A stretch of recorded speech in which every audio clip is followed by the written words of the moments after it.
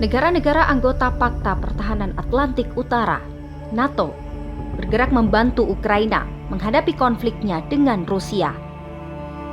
Amerika Serikat, Inggris, Prancis, dan Jerman kini sedang meningkatkan kesiapan militer dan menyiapkan bantuan untuk Ukraina. Presiden Ukraina Volodymyr Zelensky berkali-kali meminta bantuan senjata militer kepada Amerika Serikat dan NATO. Baru-baru ini, Zelensky menginginkan tank Leopard produsen Jerman untuk dikirimkan ke Ukraina, tentunya untuk melawan pasukan Rusia. Namun Jerman sempat enggan mengirimkan bantuan tank super canggih itu ke Kiev. Hal itu lantaran sejalan dengan kebijakannya untuk tidak mengirim senjata mematikan ke zona konflik. Di sisi lain, drama maju mundur keputusan pengiriman tank Leopard ke Ukraina justru jadi tekanan bagi Jerman. Sebagai dukungan, NATO juga ikut mendesak Jerman atas keputusan pengiriman tank Leopard ke Ukraina.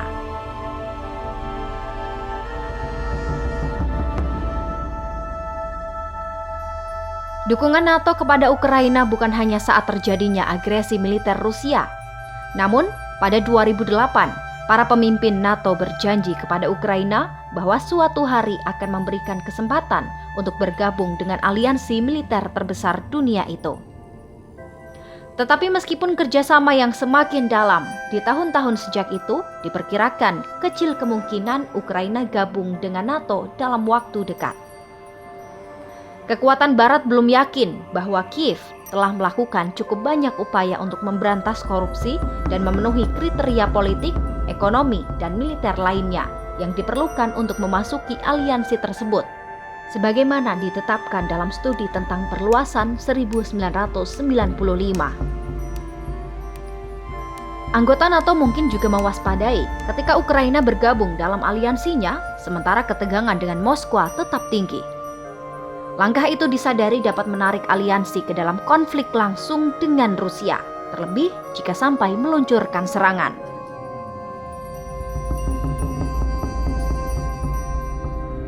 Ukraina adalah bekas Republik Soviet yang berbatasan dengan Rusia dan Uni Eropa. Sampai saat ini, Ukraina memang bukan anggota NATO, tetapi termasuk negara mitra.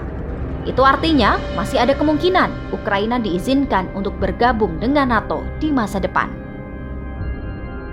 Di sisi lain, Rusia ingin Barat menjamin bahwa Ukraina tak akan pernah menjadi anggota NATO. Namun negara-negara Barat tidak bisa memberi jaminan ini kepada Rusia.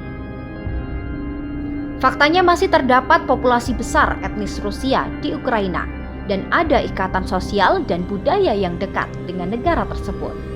Maka secara strategis, pemerintah Kremlin menganggap Ukraina sebagai halaman belakang Rusia.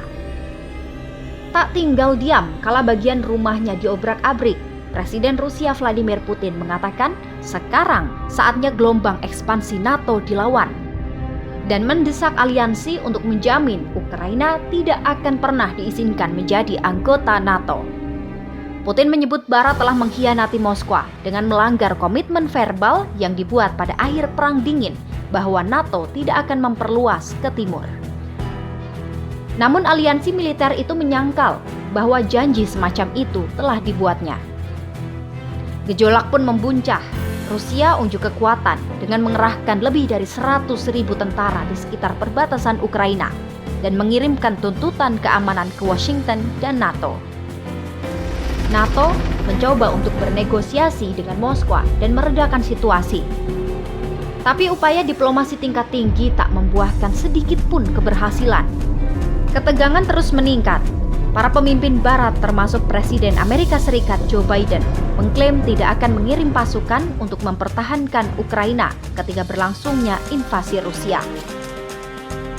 Namun bukannya kosong tangan, beberapa sekutu Kiev di NATO, kecuali Jerman, memasok senjata militer ke Ukraina.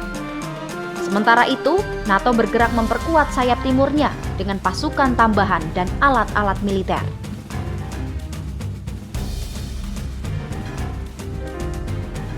Ketika rakyat Ukraina menggulingkan presiden pro-Rusia pada awal 2014, Rusia mencaplok semenanjung Crimea di selatan Ukraina. Rusia juga mendukung separatis pro-Rusia untuk merebut sebagian besar wilayah timur Ukraina. NATO memang tidak melakukan intervensi kala itu, tetapi menanggapi peristiwa itu dengan menempatkan pasukan di beberapa negara Eropa Timur untuk pertama kalinya. NATO memiliki 4 unit tempur seukuran batalion multinasional di Estonia, Latvia, Lituania, dan Polandia, dan 1 kontingen pasukan multinasional di Rumania. Aliansi itu juga memperluas patroli udara di negara-negara Baltik dan Eropa Timur untuk mencegat setiap pesawat Rusia yang dianggap melanggar perbatasan dengan negara-negara anggota NATO. Tentu saja, Rusia menginginkan pasukan itu untuk keluar.